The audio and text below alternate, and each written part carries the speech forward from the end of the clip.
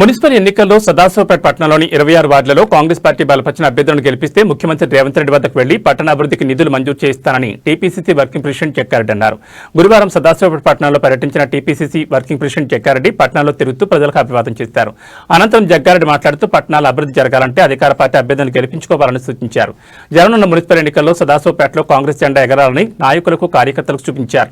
ఈ కార్యక్రమంలో CDC chairman Gadila Ramareddy, market committee vice chairman Kanthikrishna, market committee director Chiru, మాజీ కౌన్సిలర్లు, కాంగ్రెస్ పార్టీ నాయకులు, కార్యకర్తలు పాల్గొన్నారు.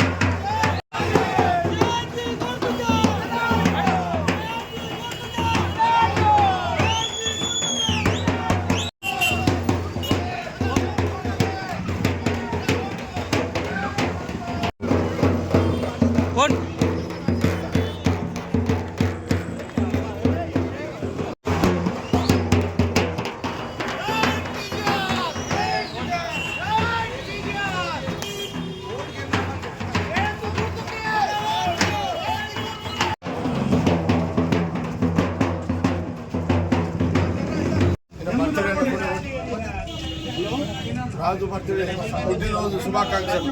గోల్డ్ రాజు బాగా గోల్డ్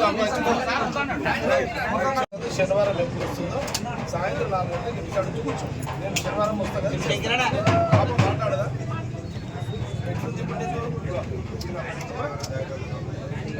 అంటే ఎట్లా ఏమని తింటావా మంచిగా ఏందమ్మా అసలు అంటే అన్నం ఇప్పుడు అన్నం తింటుందా?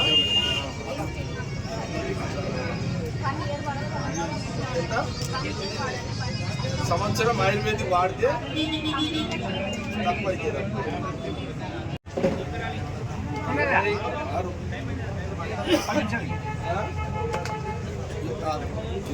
సదాశివపేట 26 మిమ్మల్ని గెలిపించుకుంటే అదో లెక్క అయింది. మీకు సదాశివపేట ప్రజలు మిమ్మల్ని 26 మంది కాంగ్రెస్ కౌన్సిలర్ గెలిపించుకుంటే ఒక లెక్క.